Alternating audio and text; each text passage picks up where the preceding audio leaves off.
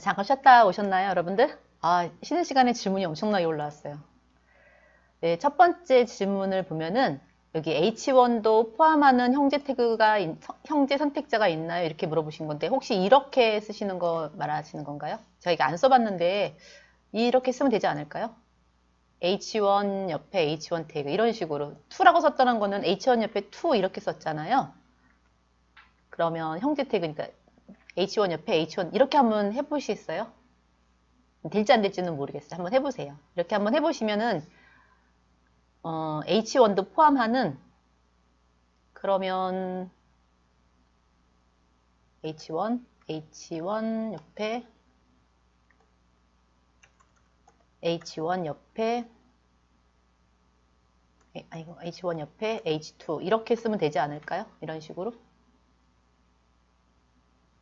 한번 해보시고요. 그 다음에 두 번째 OL 샵 아일랜드 이렇게 붙였어야 됩니다. 왜냐하면 그 스타일시트에서는요 띄어쓰기를 하게 되면 자식의 개념이 될 수도 있기 때문에 가능하면은 이렇게 붙여 써야 되고요. 혹시 띄어써도 될 수도 있기는 하지만 원래 원칙은 붙여서 작성을 하셔야 됩니다. 이렇게 붙여서 작성하시면 되고요. 그 다음에 자식이랑 후손과 형제를 나누는 태그가 div인가요? 이렇게 물어봤잖아요. 그런 거는 아니에요. div 태그를 쓰는 이유는 단락 때문에 쓰는 거거든요. 단락 안에다가 여러 개를 넣을 수 있어요. 여러 개 태그들을 집어넣을 수가 있잖아요. 그래서 이게 div가 이제 기본이 되고 그 안에 자식들 이렇게 하지만 p 태그 안에 스팬 태그를 집어넣게 되면 p의 자식은 스팬이 될 수도 있는 거잖아요. div는 꼭 div라고 정의할 수는 없죠. 그거는 건 아닌 것 같아요. 아니에요, 그거는. 그리고 네 번째, 선택자의 우선순위가 이거라고 되어 있는데 이 외에 우선순위가 애매한 것들끼리는 충돌이 일어나는데 충돌이 왜 일어날까요, 이게? 충돌이 안 일어나요. 왜냐면 우리가 지금 쓰는 방식이 딱 4개밖에 없어요. 스타일시트 안에 그러니까 인라인으로 작성할 거냐, 아이디를 부여할 거냐, 클래스를 부여할 거냐, 아니면 태그를 부여할 거냐거든요. 근데 사용할 때 어떤 식으로 사용하냐면 아까 제가 이제 요거 보시면은요, 이런 식으로 작성하잖아요. 그러면 얘는 id가 되는 거죠. 그쵸? 이 id에 해당하는 li란 뜻이 되는 거고요. 그쵸? 만약에 여기 점이 들어갔다 그러면 이렇게 되겠죠. 그죠? 그러니까 id나 클래스나 태그 외에는 우선순위에 겹칠 게 사실은 없죠. 그 다음에 5번은 제가 이거 어디서 찾아봤는데 못 봤어요. 이게 뭔가요? WH랑 VH가 있는데 with high랑 vertical high인가 보다. 그죠? 이 소리 아니에요, 혹시? 화면이 있어요. 이게 이제 그 모니터 화면이거든요. 웹 화면이 있을 때 퍼센트는 누구를 기준으로 하면 이 모니터를 기준으로 하는 거거든요. 이렇게. 이걸 기준으로 했을 때 100% 이러면은 전체란 뜻이 되는 거예요. 그쵸? 하지만 우리가 요 with겠죠? DTH 아니 H는 뭐의 약자인지 모르겠다. 하여튼간 with라고 했을 때 픽셀 단위로 하게 되면은 픽셀 단위는 100픽셀이면 요렇게 딱 100픽셀 이런 식으로 픽셀 단위로 선택하는 거니까 전체 화면을 기준으로 했을 때 퍼센트냐 아니면 정해져 있는 정형화되어 있는 사이즈냐 이런 거를 의미할 때 쓰는 걸 것 같은데요. 이거는 그쵸? 그래서 만약에 100%인 경우에는 여기 창 있죠? 창을 갖다가 왼쪽으로 줄이거나 늘려도 여전히 퍼센트는 같이 늘어났다 줄어들었다 하겠죠. 그죠? 그런 뜻인 것 같아요. 퍼센트는 현재 우리가 브라우저의 폭을 기준으로 또는 높이를 기준으로 이런 뜻이 되는 거고요. 여기는 정해져 있는 사이즈만큼 이런 뜻이 되는 거예요.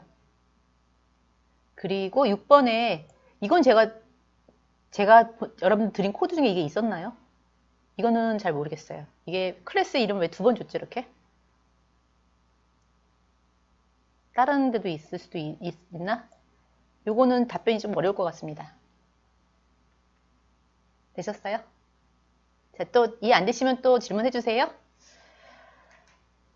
자, 그러면 넘어갈게요. 아까 11번부터 할 차례죠. 11번 갈게요. 자, 이번 시간에 얼추 다 끝내야 돼요. 여기에 점점 슬러시 아니고 그냥 슬러시로 바꿔주세요. 이렇게. 점점 슬러시 하게 되면은 방이 있으면 그 방을 빠져나가서 이런 뜻이잖아요. 근데 우리는 방이 없으니까 그냥 이미지 안에 cat2가 되는 거죠. 이렇게. 그래서 폭과 높이, 즉 전체 화면이 있어요. 전체 이렇게 화면이 있는데 이게 브라우저 화면인데 그 중에 폭과 높이를 얼마로 하겠다? 300에 300으로 잡겠대요. 300에 300으로 잡고 1픽셀의 보드에 1픽셀의 솔리드의 블랙, 깜정색으로 선을 만들고 배경 색깔은 이렇게 지정을 하겠대요. 배경 색깔 지정하고요. 그 다음에 여기다 이미지를 하나 넣겠대죠. 이미지를 넣겠대 이렇게. 그 다음에 만약에 여백이 남았을 때 반복적으로 이미지 넣고 또 넣고 또 넣고 할 거냐? 그러면은 네, 리피트 하겠다 하면 되겠죠. 하지만 no 리피트니까 한 번만 그리겠대요. 이미지는 어디다 그려요? 밑바닥에 가운데 쪽에 그리겠대. 그래서 이런 모양이 나오겠죠.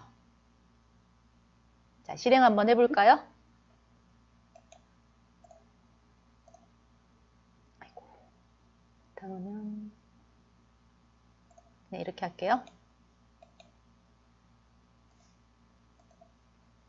이런 모양이 나오겠죠. 이게 300에 300픽셀인 거죠. 제가 이거 300이라고 안 하고 폭을 100픽셀로 해볼까? 아니 100%로 한번 해볼게요. 100% 이렇게 하고요. FO 이렇게 되는 거죠. 줄여볼게요. 이렇게 늘어났다 줄어들었다 이렇게 되는 거예요. 퍼센테이지가 되면은. 되셨죠? 자, 넘어갈게요. 자, 그 다음에 테이블 스타일인데요. 테이블을 만들 때 어떤 식으로 쓸 거냐 이건데, 이 테이블은 HTML에서 옛날에는 이제 전체적인 레이아웃을 잡을 때도 테이블을 사용했었고, 그 다음에 그래프를 그릴 때도 사용했었고 했었는데, 최근에는 레이아웃 잡을 때 테이블은 절대 금지고요.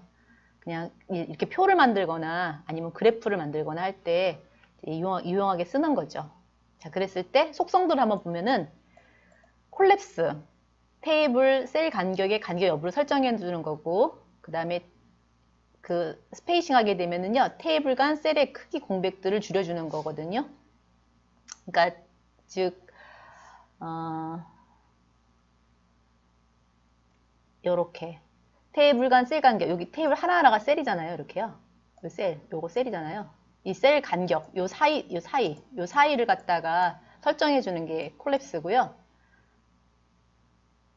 그 다음에 그 간격을 설정할 거냐 말 거냐. 설정할 거면 공백 크기를 얼마큼 지정할 거냐. 요거 지정해 주는 게 스페이싱. 그 다음에 테이블 너비를 가변으로 할 건지 고정으로 할 건지를 지정해 주는 거. 그러니까 창을 갖다가 브라우저가 이렇게 있어요. 창을 늘리거나 줄이거나 할 때 같이 늘어나거나 줄어들게 할 것이냐, 아니면 딱 고정시켜서 할 거냐, 이렇게 지정할 수 있고요. 그 다음에 글자를 쓸 때 어떻게 사용할 거냐. 글자를 쓰는데 셀이 하나 이렇게 있을 때 위쪽에 쓸 거냐, 아래쪽에 쓸 거냐, 가운데 쓸 거냐. 그럼 오른쪽, 왼쪽의 가운데는 뭘로 하면 좋을까요? 오른쪽, 왼쪽, 가운데. 글자를 이렇게 하고 싶어요. 정 가운데 하고 싶은 거예요. 위, 아래, 가운데, 오른쪽, 왼쪽, 가운데. 그러면 이건요, 이렇게 쓰셔야죠. 텍스트 얼라인으로 하셔야 되죠. 이렇게 텍스트 얼라인은 센터 이렇게 하나 더, 이거 센터 이렇게 지정하셔야지 글자가 가운데로 가겠죠.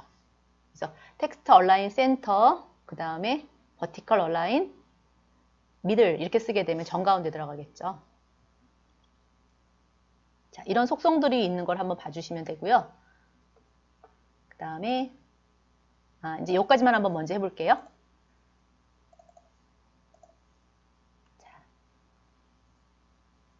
요 코드는 따로 설명은 안 하고요. 한번 실행만 한번 해보겠습니다. 여기 제가 아까 말했던 것처럼 텍스트 얼라인 센터, 텍스트 얼라인 센터, 그죠? 이렇게 지정했고, 실행 한번 해볼게요. 브라우저. 이렇게 색깔을 바꿔서 한번 제가 해봤고, 또 색깔을 다른 걸로 바꾸고 싶다 그러면 여기 있는 색깔을 한번 넣어가지고 다시 실행하시면 녹색으로도 나올 수가 있겠죠. 자, 그러면 이제 박스 모델로 들어갈게요. 박스 모델은 이제 텍스트와 박스, 이미지와 박스 이 사이에 여백들을 지정을 해주는 거예요. 이 박스 모델은 우리가 레이아웃 잡을 때 굉장히 중요한 것 중에 하나라서 이게 하루 설명한다고 될 건 아니고 직접 해보면서 이제 익숙해져야 되는 거거든요. 설명만 하면 이렇죠. 박스가 이렇게 있을 때 여백들이 있어요. 그러니까 새로운 그림들을 내가 또 그리고 싶은 거죠. 여기다가 새로운 어떤 박스를 그린다든지 이미지를 넣고 싶을 때 이 사이에 여백들을 주는 거예요. 마진을 주는 거고요. 그 다음에 선이죠. 이렇게 선이 있을 때 선 안쪽에 실제로 내용들이 들어갈 건데 그 사이사이에 여백을 주는 게 패딩이에요. 그리고 폭, 높이가 되겠죠. 그 다음에 이 보더는 뭐냐면은 보더는 이제 선을 선택할 건데 선의 두께를 내가 1로 할 거냐 아니면은 뭐 0.5로 할 거냐 지정할 수 있고요. 그 다음에 펜의 모양은 솔리드로 하겠다. 그 다음에 펜의 색상은 블랙으로 하겠다. 뭐 이런 식으로 지정을 할 때 선 두께 또는 그 선의 스타일, 그 다음에 색상 이런 것들을 보더에서 지정할 수가 있죠. 그럼 만약 이럴 수도 있어요. 보더도 위가 있고 아래가 있고 왼쪽이 있고 오른쪽이 있잖아요. 나는 밑에는 선을 할 건데 오른쪽에는 점선을 하고 싶고 위에는 아무것도 선을 넣지 않고 싶어. 이런 경우도 있을 거예요. 그럴 때는 보더는 통합인 거고요. 보더 만약에 오른쪽이다 그럼 라이트 만약에 위쪽이다 보더 탑 뭐 이런 식으로 하나하나 별도로 지정할 수가 있습니다. 이렇게 지정할 수가 있는데 보더라고 지정을 하고 이렇게 한 번에 색상이라든지 굵기라든지 그 다음에 스타일을 지정을 하게 되면은 전체 사각을 전부 다 하나의 그 공통된 걸로다가 작업을 할 수가 있겠죠. 자, 됐고 그 다음 이제 패딩이에요. 패딩은 왼쪽에는 여백이었죠. 패딩은 이제 실제로 내용, 실제 표시하는 컨텐츠와 이 박스 사이에 여백이라든지 이런 것들을 지정해 주는 거, 여백을 지정해 주는 거죠. 패딩, 탑, 라이트, 바텀. 자, 마찬가지로 이것도 이럴 수가 있겠죠. 위쪽에는 여백을 1로 주고 오른쪽도 2 주고 왼쪽도 2 주고 바텀은 3을 주고 싶어요. 그럼 하나하나 따로따로 줘야 되지만 한 번에 똑같이 1씩 여백을 주고 싶다. 그럴 때는 굳이 패딩, 탑, 라이트, 바텀, 레프트 나눌 필요 없이 그냥 패딩 이렇게 쓰시면 되겠죠. 그렇게 쓰시면 한 번에 처리할 수가 있습니다.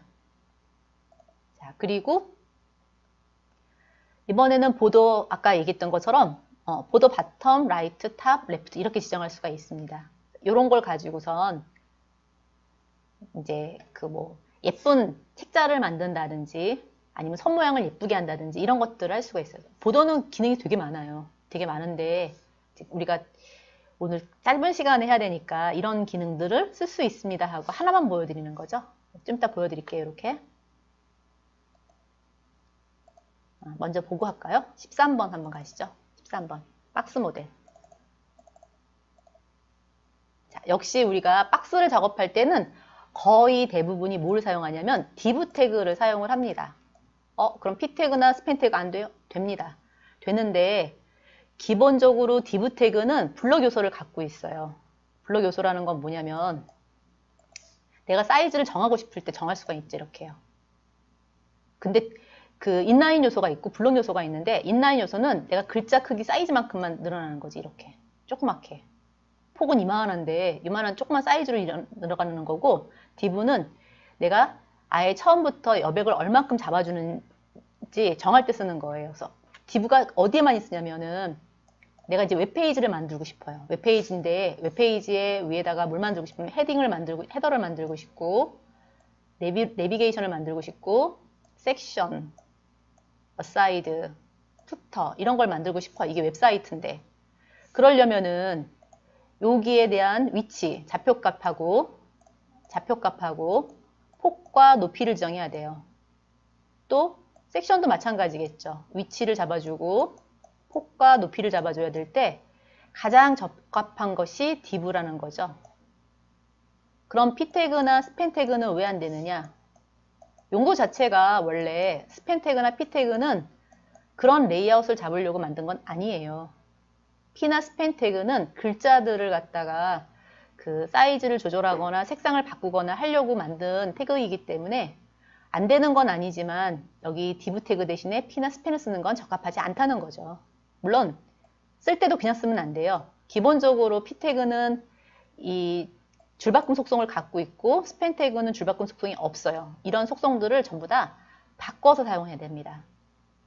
그래서 div 태그를 박스 모델에 이용하는 거죠. 이렇게. 자, 배경 색깔은 다크 그레이예요. 그 다음에 폭은 450 픽셀. 그 다음에 여백은 얼마 줬어요? 300 픽셀 줬죠. 아까 그 그림하고 한번 비교 한번 해보세요. 자, 그러면 다시 한번 그려볼까요? 폭이 얼마? 폭이 450 픽셀. 그죠?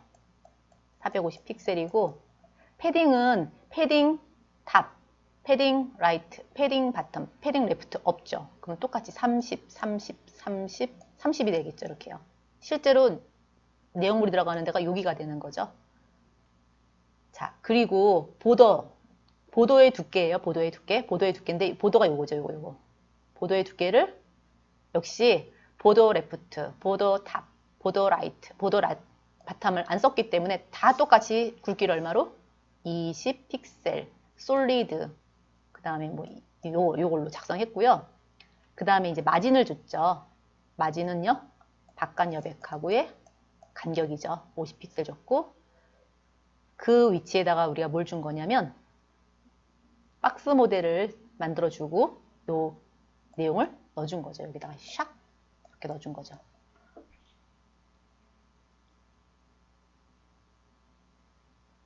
자, 한번 돌려볼까요? 실행 한번 하겠습니다. 웹 브라우저를 딱 눌러보시면 이렇게 되어 있어요.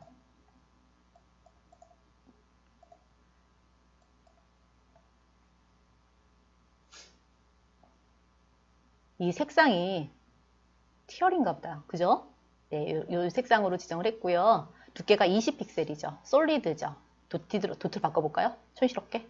도티드 이렇게 넣고 다시 한번 새로 고침해 볼게요. F5 괜찮네요. 그죠? 이렇게 바꿀 수가 있습니다. 마진은 어차피 해도 보이진 않을 거예요. 그쵸? 나머지는 여러분이 보시면 충분히 이해하실 수 있을 것 같으니까 일단 넘어가요. 자, 그래서 박스 모델까지 우리가 작성을 했고요.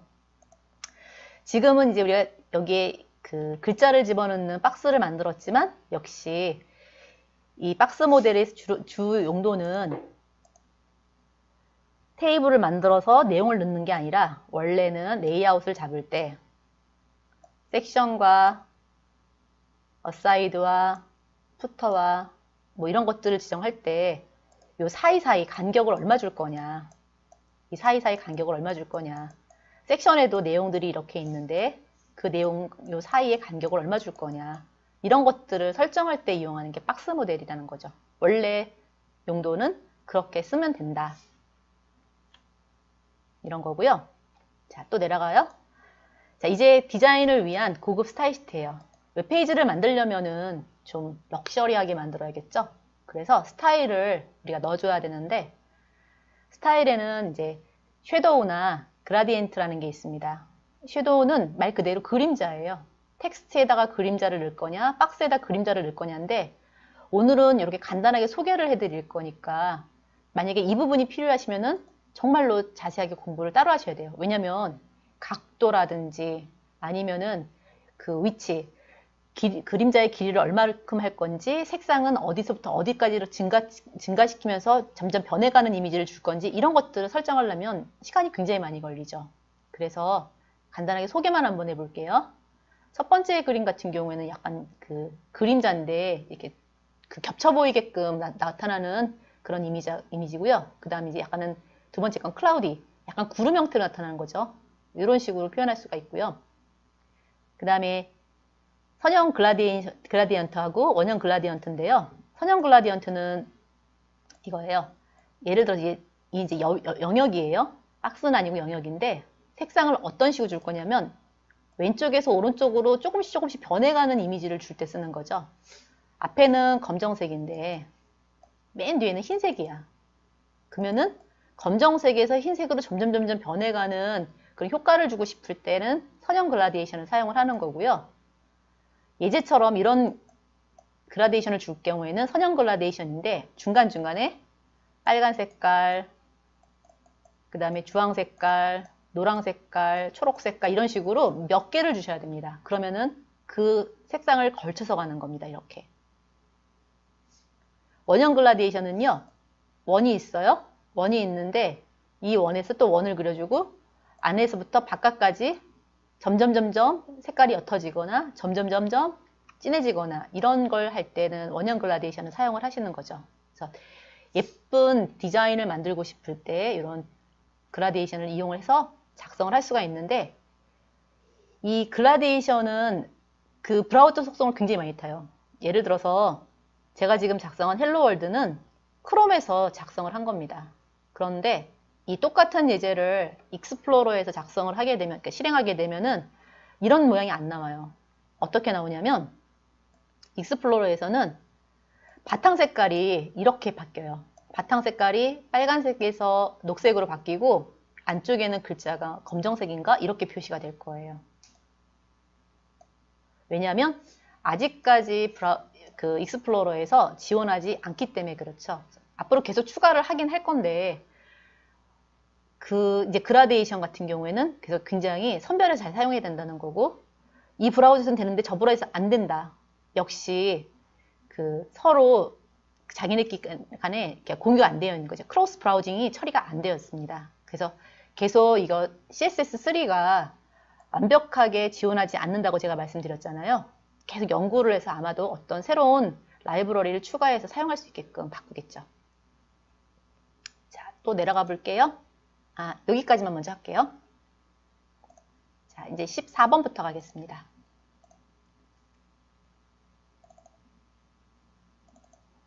섀도우예요.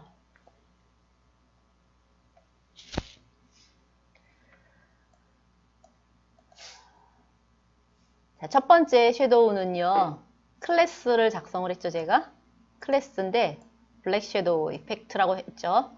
기본적인 그래서 그러니까 만약에 가나다가 있어요. 가나다가 있는데 이 2픽셀이 뭘까요? 오른쪽으로 2픽셀, 밑으로 2픽셀이라는 뜻이거든요. 그러면 오른쪽으로 2픽셀, 왼쪽으로 2픽셀 가라 이랬으면 얘는 요쯤에 가서 이렇게 써지겠죠. 이렇게 가나 다 이런 식으로 써지겠죠. 그죠? 자, 그래서 섀도우 1은 이런 식으로 글자가 출력이 되는 거예요.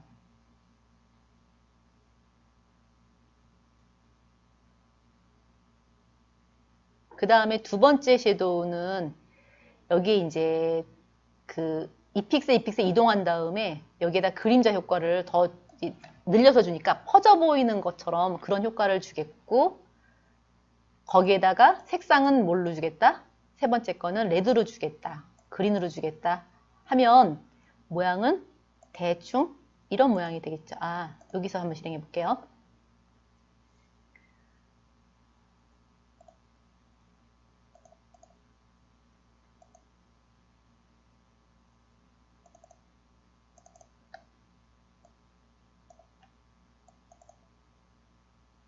자, 4번이죠.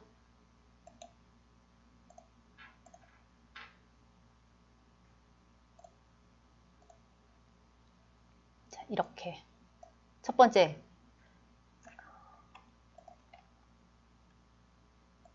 자, 보이시죠? 이렇게요. 색상을 지정하지 않으니까 오른쪽으로 조금 나오게끔 표시를 했고요. 그 다음에 2픽셀만큼 나갔는데 그게 뭘로? 색상으로 표시가 된 거죠. 원래 글자에다가 레드로 표시하고 그린으로 표시하고 그 다음에 이런 식으로 표시하겠다. 그래서 이거는 꼭 필요할 때 그때그때 찾아서 해야 되지 외워서는 할 수가 없겠죠. 왜냐하면 여기에 들어가는 순서가 너무 많아요. 이걸 다 외울 수는 없죠. 필요할 때 그때그때 찾아서 하시면 될 것 같아요. 자, 15번을 가볼게요.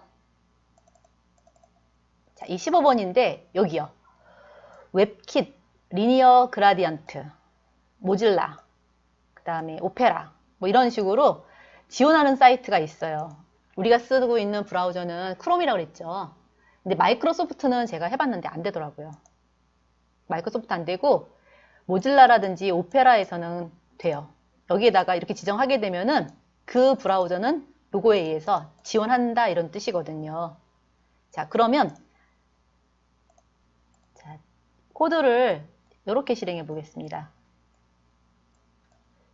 직접 탐색창에서 15번을 실행할 건데 오른쪽 버튼 누른 다음에 연결 프로그램에 크롬, 익스플로러, 엣지가 있습니다. 크롬에서는 잘 실행이 되죠. 이렇게 지원하기 때문에 그렇거든요. 자, 그런데 15번을 오른쪽 버튼을 누르고 이번에는 익스플로러를 한번 띄워볼게요. 익스플로러는 지원하지 않기 때문에 이런 화면이 뜰 거고 그 다음에 가장 최신 버전 인터넷 익스플로러가 아니라 엣지를 한번 가볼게요. 엣지는 되죠. 이렇게. 하지만 엣지가 최신 버전이라고 모든 사람들이 익스플로러를 엣지를 사용하지는 않거든요. 저도 집에서 사용할 때는 익스플로러를 사용하지 엣지는 잘 사용하지 않는데 역시 익스플로러에서 볼 때는 이런 모양으로 나온다는 거죠. 이런 경우에는 이제 서로 크로스 브라우징이 안 되기 때문에 개발하는 사람 입장에서는 다른 방법을 연구를 해서 모든 브라우저가 다 똑같이 나올 수 있게끔 작성을 해야겠죠. 자, 어쨌든 이런 기능들이 있다라는 거를 우리 이제 확인을 했어요. 여기서 지원하는 것은 웹킷이라고 하는 건 크롬이고요. 모질라, 오페라 이런 데서는 다 지원이 가능하다. 이렇게 이해하시면 되겠습니다. 자, 그러면 넘어가 볼게요. 자, 이번에는 이제 이런 식으로 쭉 작성해 놓은 걸 가지고서는 약간 응용을 하는 거죠. 자, 이제 내가 웹페이지를 만들고 싶대요. 요즘에 웹페이지는 두 가지로 갑니다. 화면에 보이는 것처럼 예전 방식으로 탑다운 방식, 드랍다운 방식으로 가는 경우가 있습니다. 이렇게 가는 경우가 있고요. 두 번째는요. 요즘 트렌드는 원페이지 방식으로 갑니다. 웹브라우저가 있으면 이렇게 그래서 이 위쪽에다가 메뉴를 잡아주고요. 그 다음에 여기다가는 메인 화면, 상품 화면, 게시판 화면 뭐 이런 식으로 쭉 작성하다가 마지막에 푸터가 들어가는 거죠. 마지막에 푸터, 섹션, 섹션, 섹션, 랩이나 뭐 탑을 만들겠죠. 이렇게 가고요. 화면에 보일 때는 어떻게 보이냐면 여기만 맨 처음에 보이죠. 이렇게 웹브라우저에 보일 때. 그래서 여기에 메뉴바를 설치를 하는 거예요. 메뉴바를 설치를 해서 두 번째 메뉴를 선택을 해요. 만약에 상품 메뉴예요. 이게 상품 메뉴. 세 번째가 게시판이야. 여기 게시판이 있어요. 그러면 여기 상품 메뉴가 있어요.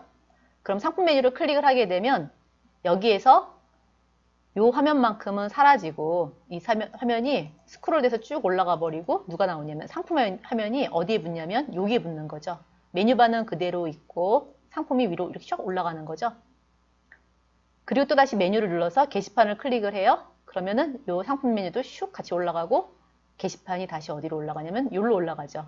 자, 이런 식으로 원페이지 방식으로 만들고 또 여기다 스크롤을 하나 만들어서 스크롤로 쭉 내려도 첫 번째 페이지, 상품 페이지, 게시판, 푸터까지 한 번에 다 나올 수 있게끔 만들어주는 방식이 요즘 트렌드예요.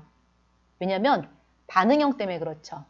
브라우저를 줄이거나 늘렸을 때 걸맞게 거기에 맞게끔 웹페이지가 반응할 수 있도록 만들어주려면 이런 화면을 만들어야지 작업하기가 편하니까 원페이지 방식으로 가는 방식이 있습니다.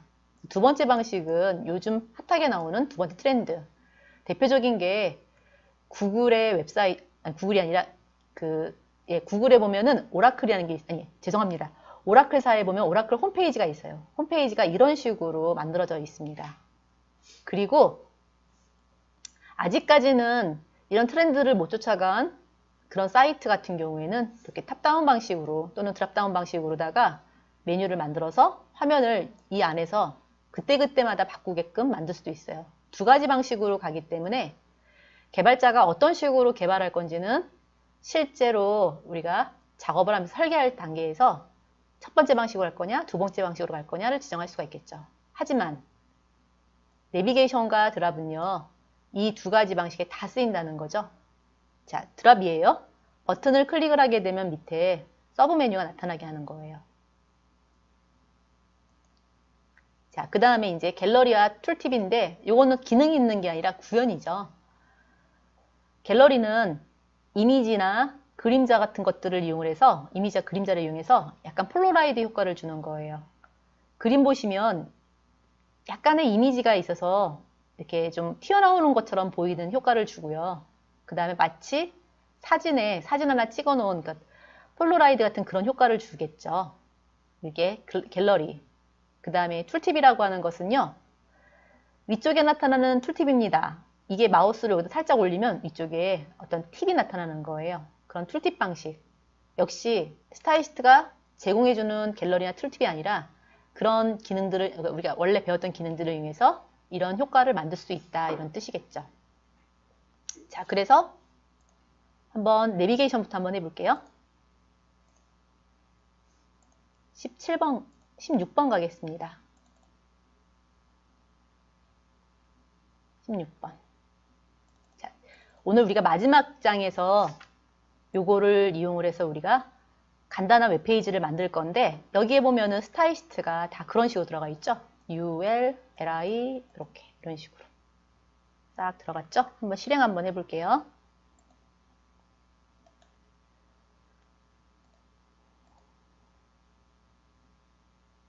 역시 크롬을 이용해서 마우스를 클릭하면은 다른 건 처리 안 하고요. 요 쇼핑만 처리했습니다. 뉴스랑 쇼핑 두 개만. 지금 보이시는지 모르겠는데 마우스를 내려놓으면 호보 기능까지 이용해서 가전제품, 의료, 액세서리, 가방 색깔이 약간 진하게 되는 거 보이시나요? 이렇게 로고인도 마찬가지. 그리고 늘리거나 줄여도 로고인은 오른쪽 끝에 따라가죠. 자, 이런 식으로 디자인을 하는 거예요. 화면을 확대해 볼게요. 이렇게 줄여도 이렇게. 그런데 문제가 줄이면 이렇게 된다는 거죠. 반응형은 처리하지 않았습니다. 이렇게. 자, 이런 화면을 구현을 하는 건데요. 자, 기본적으로 바디에다가 UL 태그를 이용해서 만들었어요. UL 태그를 이용해서 메뉴만 만들었는데 향후에는 어떻게 할 거냐면 저희가 페이지가 이렇게 있어요. 그러면은 여기 첫 번째 지금 보는 화면은 당연히 우리가 HTML에서 했던 내비게이션을 이용하겠죠. 그죠? 내비게이션을 이용을 할 거예요. 만약에 div 태그를 이용할 거라면은 div id는 내부 이런 식으로 할 거고 슬러시 div 이렇게 만든 다음에 이 안에 있는 코드를 여기다 넣으시면 되겠죠. 이렇게 넣으시면 이런 모양이 여기에 출력이 되는 거예요. 그 중에 이것만 뽑아서 우리가 작성을 한 건데 아니면 div id 내부 대신에 그냥 내부라고 하는 시멘틱 태그가 있죠. 그 시멘틱 태그를 이용해서 작성하셔도 됩니다. 하지만 그렇게 작성한다 하더라도 위쪽에서 위치는 잡아줘야 돼요. 폭과 사이즈 이런 것들은 전부 다 잡아서 처리를 하셔야겠죠. 자, 17번으로 넘어갈게요.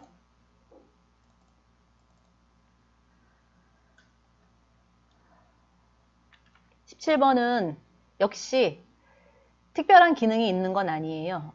섀도우의 기능을 집어넣고요. 그 다음에 마진 바텀 바깥 여백을 얼마로 줬냐면 25픽셀. 즉 그림에서 보시는 것처럼 사이의 여백을 그만큼 주겠다 이런 뜻이겠죠. 그래서 해당하는 이미지를 불러다가 이렇게 화면에다가 표시를 했습니다. 이게 바로 인라인 스타일이죠. 이미지 안에다가 직접 스타일을 지정한 거고, 요건 뭐냐면 폴라로이드라고 하는 디브 태그가 있어요. 폴라로이드라고 하는 디브 태그가 있는데 그 디브 태그에 이미지를 넣겠대. 이렇게 이미지를 넣는데 그 이미지는 여기를 기준으로 했을 때 얼마? 100%를 하겠다 이런 뜻이죠. 왜냐하면 디브 태그 안에 들어있잖아요. 지금 현재. 그쵸? 이 디브 태그 안에 이미지랑 또 컨테이너가 들어가 있죠. 자, 이렇게 보면 첫 번째 이미지는 여기 들어갈 거고 두 번째 디브는 여기 들어가겠죠. 폭은 이렇게 잡힐 거예요.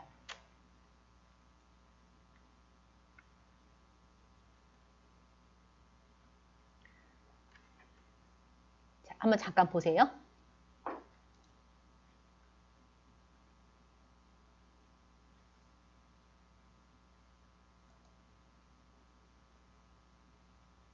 그렇게 어려운 구조는 아니죠. 자, 이제 18번으로 가겠습니다. 18번. 18번은 툴팁이에요. 툴팁은 호버를 이용해서 만들었습니다. 호버를 이용해서 만들었는데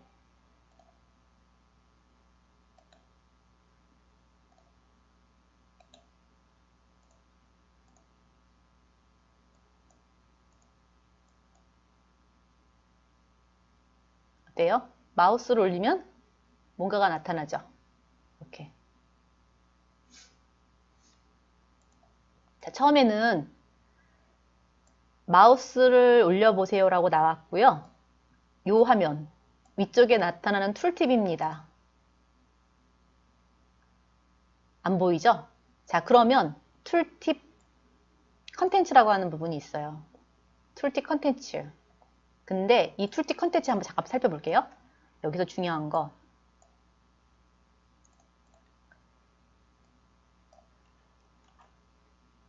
디브 태그가 이렇게 있어요. 디브 태그가 있고 디브 태그 안에 스팬 태그가 있고 스팬 태그 안에 다시 또 디브가 있죠. 자, 그러면 이 디브 태그 안에 디브 태그의 툴팁 컨텐츠를 찾아가고 싶다 이거지. 그러면 클래스가 어떻게 들어가야 되냐면 툴, 팁, 그 다음에 자식이니까 한 칸 떼야 되겠죠. 아니면 이런 식으로 표시해도 되는데 지금은 이게 나올 것 같아요. 툴팁 밑에 툴, 팁, 컨텐트, 티, 컨텐트 이렇게 들어갔는데 클래스로 되어 있죠. 옆에 점을 붙여야죠. 이렇게. 그리고 이 툴팁에다가 마우스를 올렸을 때 이 컨텐츠를 갖다가 화면에 보이게 해야 되니까 여기다가 뭐라고 붙여야 되냐면 호버 이렇게 붙여주는 거죠. 그래서 나온 게 요겁니다. 자, 기본 디폴트 값은 분명히 어딘가에 찾아보면 알겠지만 안 나오게끔 되어 있어요. 하지만 마우스를 올려보세요 라고 했단 말이에요. 그러면 툴팁이라고 하는 거 밑에 점 툴팁 컨텐츠에다가 마우스를 올려야 돼요. 하니까 콜론 호버를 붙여줘야 되겠죠. 그러면 비지빌리티는 비저블.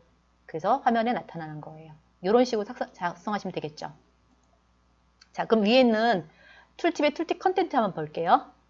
툴팁의 툴팁 컨텐츠인데 어떻게 되어 있냐면 여기요. 폭과 배경 색깔과 패딩과 마진 다 잡았어요. 하지만 어때요? 보이지 않죠? 히든이기 때문에 보이지 않았다가 마우스가 올라가는 순간 보이게끔 처리를 하는 거예요. 특별한 기능이 있나요? 없죠. 특별한 기능은 없고 단지 우리가 앞에 기본적인 것들, 기본적인 CSS만 잘 이해하셨으면 충분히 만들 수 있는 기능이라고 보시면 되겠죠.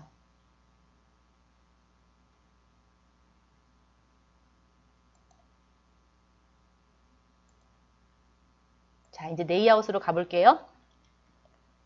레이아웃은 종류가 여러 가지가 있어요. 레이아웃은 처음에 말씀드렸던 것처럼 웹페이지를 구성할 때 가장 기본이 되는 것이고 가장 어려운 것이고 가장 시간이 많이 걸리는 게 레이아웃인데 레이아웃은 총 3가지가 있습니다. 고정형 레이아웃이 있고요. 유동형 레이아웃이 있고요. 반응형 레이아웃이 있습니다.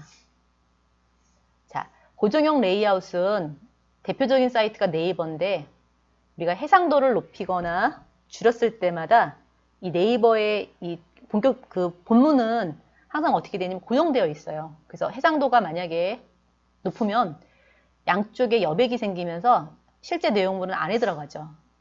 하지만 해상도를 낮추면 여백은 그만큼 줄어들고 전체 화면에 꽉 차게 되어 있고요. 혹시 옛날 모니터를 사용하거나 했을 경우에는 네이버 사이트를 보기가 굉장히 힘들어요. 왜냐하면 이 여백이라든지 이렇게 안 되어 있거든요. 옛날 모니터는 정사각형으로 되어 있죠. 요즘에는 거의 대부분이 넓게 직사각형으로 되어 있는데 예전에는 이게 그렇게 되어 있잖아요. 이게 보기가 굉장히 힘들게 되어 있습니다. 두 번째 레이아웃은요. 네이버의 이메일이 가장 대표적인 그 유동형 레이아웃인데 왼쪽에 있는 메일 박스라든지 그 다음에 그 편지를 보낸 사람 그 다음에 날짜 요거는 전부 다 고정 레이아웃으로 되어 있어요. 근데 이 오른쪽에 있는 요 윈도우를 갖다가 늘리거나 줄이게 되면 고정 레이아웃으로 되어 있는 날짜랑 그 다음에 보낸 사람 그 다음에 그 메일 박스는 움직이지 않지만 요 유동 레이아웃은 이게 줄어들었다 늘어났다 이렇게 되거든요. 이게 유동 레이아웃이에요. 그래서 유동 레이아웃하고 고정 레이아웃은 같이 사용하기도 하고 고정 레이아웃만 사용하기도 하는데 유동 레이아웃만 사용하는 경우는 거의 없어요. 왜냐하면 이렇게 작성을 하게 되면 윈도우의 화면을 늘리거나 줄였을 때 굉장히 정신이 없거든요. 그래서 그 가끔 가다가 한 번씩 사용하는 게 바로 유동 레이아웃이고요. 그 다음에 화면이 늘어나거나 줄어들었을 때마다 바꾸게 하고 싶어요. 반응형 레이아웃. 기기에 따라서 사용자에 맞게끔 레이아웃을 변하게 하는 건데 요거를 사용하려면 우리가 지금 배운 걸 가지고는 하면 안 되고 여기에다가 생각이 안 나지? 예, 기능을 하나 더 추가시켜야 돼요. 그게 좀 이따 얘기 드릴게요. 생각이 갑자기 안 났어요. 뷰포트를 쓰긴 해야 되는데 어쨌든 네 아무튼 기능을 하나 추가하게 되면은 똑같은 화면이라도 우리가 모니터에서 볼 때, 그 다음에 태블릿에서 볼 때, 또는 핸드폰에서 볼 때 이렇게 각각 변하게 되어 있습니다.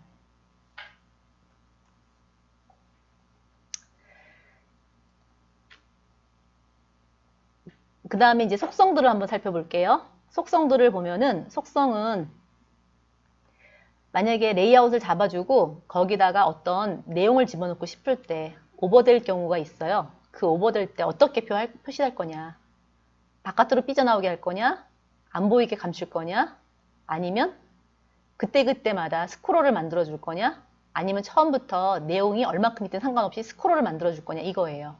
그래서 3번은 스크롤이라고 되어 있죠. 이 스크롤이라고 되어 있는 거는 내용이 원래 없으면 모양이 어떻게 나와야 되냐면 첫 번째 1번처럼 나와야 하는데 3번은 어때요? 이렇게 스크롤이 생긴 거 보이시나요? 처음부터 스크롤을 만들겠다 이런 뜻이 되는 거죠. 이게 레이아웃 속성이고요. 그 다음에 이제 기본적으로 디스플레이가 있는데 디스플레이에서 어떤 식으로 바꿀 거냐. 블록 있고 인라인 있다 그랬잖아요. 자, div 태그는 뭐예요? 기본이? 블록입니다. 그 다음에 스팬 태그는 인라인이에요. 즉 사이즈에 맞게끔 딱 조절을 해주는 건데 그거를 내가 바꾸고 싶대요. 바꾸고 싶으면 이렇게 인라인을 할 것이냐, 블록을 할 것이냐, 넌을 할 것이냐, 인라인 블록을 할 것이냐 지정을 하는 거죠. 그래서 만약에 내가 스팬 태그야. 스팬 태그인데 스팬 태그는 기본적으로 인라인으로 되어 있는 걸 블록으로 바꿔주고 싶대요. 그러면 이런 식으로 디스플레이 블록 하게 되면은요. 이렇게 하나씩 내려가는 거죠. 원래 스팬 태그는 연결하면 한 줄로 쭉 나오잖아요. p 태그는 p 태그는 블록이에요. 밑으로 내려가요. div도 내려가요. 근데 스팬 태그는 인라인이기 때문에 작성하면 옆으로 쭉 가거든요. 그래서 디스플레이 넌으로 했을 때는 이렇게, 인라인으로 했을 때는 이렇게, 블록을 했을 때는 밑으로, 인라인 블록을 했을 때는 이렇게 표시하는 게 바로 디스플레이 비지빌리티예요. 자, 이해가 잘 안 되실 것 같은데 그래도 나중에 한번 천천히 다시 한번 보시면 이해하실 수 있습니다. 자, 일단 20번까지 한번 테스트 해볼게요. 19번 가겠습니다. 19번. 19번은요.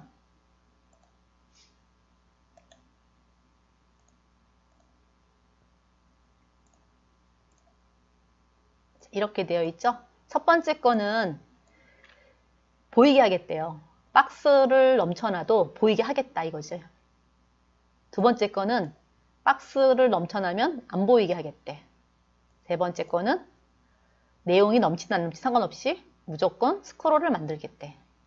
마지막 오토는 자동적으로 만약에 늘어나면은 스크롤을 만들 것이고 그렇지 않으면 첫 번째 것처럼 만들겠다 이런 뜻이 되는 거죠.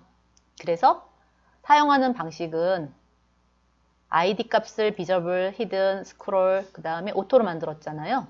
그래서 각각 오버플로를 그런 식으로 처리하겠다. 자, 첫 번째 비지블, 히든, 스크롤, 오토는요. 각각 사이즈를 이렇게 지정했어요. 한 번에 지정할 수 있죠. 이게 그룹 선택자예요. 그룹 선택자는 뭐냐면 한 번에 하나씩이 아니라 여러 개를 같이 하겠다. 그러면 이렇게 쓰시면 되겠죠. 자, 20번 한번 가볼게요. 20번은 자, 여기 이 예제로 한번 해볼게요. 자, 첫 번째 거는 아무것도 없어요. 그래서 스팬 태그죠. 스팬 태그는 작성을 여러 줄로 했어도 결과는 한 줄로 쭈루룩 나오게끔 되어 있습니다. 자, 그런데 이거를 우리가 바꿔볼 거예요. 어떻게 바꿀 거냐면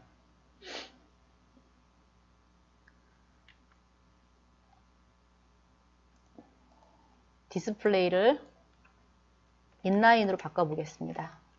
자, 첫 번째 걸 먼저 바꿔볼게요. 인라인으로. 자, 인라인으로 바꾸신 다음에 세로 고침을 한번 해보죠. 한 줄로 처리하면서 색상은 각각 지정하겠대.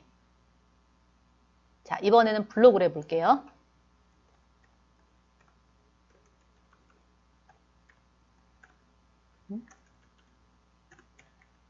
자, 블록을 했고 다시 한번 세로 고침을 하게 되면 블록을 처리할 경우에는 한 문장이 끝나면 줄 바꾸고 한 문장이 끝나면 줄 바꾸고 자, 엔터 한번 쳐보면 이런 모양이 나오죠. 웹표준은 HTML, CSS, 자바스크립트 이렇게 되고요. 자, 한 번 더 할까요? in 블록으로 한번 해보겠습니다.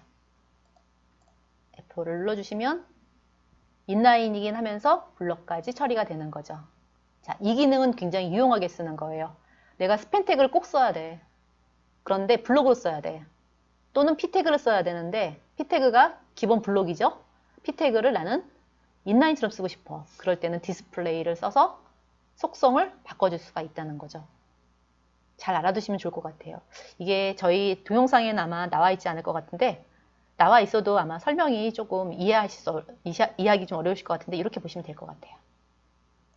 자, 그 다음에 또 넘어갈까요? 원래 쉬는 시간이 됐는데 아까 좀 쉬어서 잠깐 좀만 더 하고 잠깐 쉴게요. 자, 이번에는 포지션과 Z인덱스입니다. Z인덱스는요. 어떤 요소가 어떻게 먼저 나올지 순서를 정하는 그런 속성을 우리가 Z인덱스라고 얘기하고요. 포지션은요. 역시 레이아웃 잡을 때 가장 중요한 게 포지션이에요. 혹시 내가 웹페이지를 만들고 싶다라고 하실 때 제일 먼저 공부해야 되는 게 포지션이에요. 스태틱, 릴레이티브, 앱솔루트, 픽셀. 대부분 모르는 사람들은 전부 다 앱솔루트를 사용하거든요. 앱솔루트는 이거예요. 웹페이지가 있어요. 기준이 무조건 어디가 돼? 여기가 되는 거예요. 그게 앱솔루트예요. 절대 경로거든요. 하지만 릴레이티브는 여기 요소가 있어요. 그러면 이 요소 다음부터 여기를 기준으로 해서 또 어디다가 만들 거냐.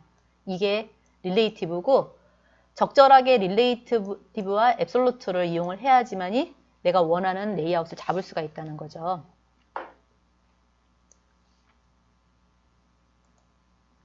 그 다음에 플롯과 클리어입니다. 플롯은 배치를 할 때 어떻게 하겠느냐. 왼쪽에다가 기본으로 배치하겠느냐. 오른쪽에 배치를 기본으로 하겠느냐. 그 다음에 요소하고 겹치는 옆을 어떻게 하겠냐. 어떻게 취소를 하겠느냐. 양쪽 다 없애버리겠느냐. 아니면 오른쪽만 없애겠느냐 하는 게 바로 플롯과 클리어예요. 그래서 레이아웃 잡을 때 가장 중요한 거 포지션, 플롯, 클리어입니다. 이 세 가지는 잘 알아두셔야 되고요. 사실 제일 이해가 안 되는 것 중에 하나예요. 자, 이제 21번 가볼게요. 21번에서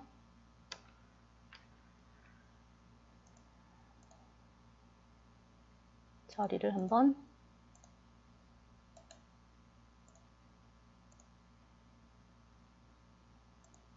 자, 이렇게 되어 있죠. 자, 이렇게 박스가 되어 있는데 이거를 보시고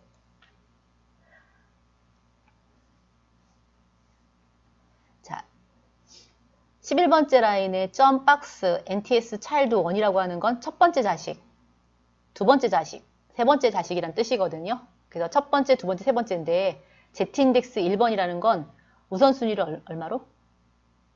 1번으로 주겠다. 2번 두 번째로 주겠다. 세 번째로 주겠다니까 가장 먼저 레드를 그리는 거죠. 그 다음에 색깔을 그다음에 녹색, 파란 색깔인데 한번 바꿔볼게요. 어떻게 하냐면 녹색이 가장 먼저 나오게끔 한번 표시를 한번 해볼게요. 녹색이 가장 먼저, 그 다음에 파란색, 그 다음에 빨간색이 나오게끔 하려면 어떻게 해야 되죠? 여기를 3번, 여기를 2번, 2번 이렇게 바꿔볼까? 네, 이렇게 해서 세로 고침을 한번 해볼게요. 처리가 되죠. 자, 빨간색이 가장 나중에 나오게 하고 싶어요. 그러면 레드가 3번.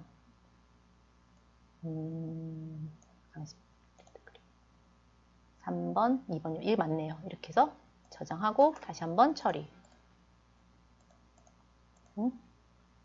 레드가 3번. 이게 1번. 저장하고 세로 고침. 이렇게 되면 되겠죠. 자, 이런 식으로 위치를 바꿀 수가 있습니다. 이게 Z인덱스. 자, 22번 갈까요? 22번. 22번. 플롯 레프트죠.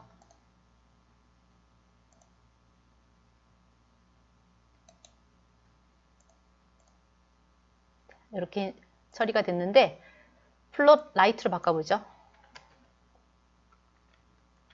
저장하시고 세로 고침 F5. 자, 화면을 늘리거나 줄여도 고정되어 있죠.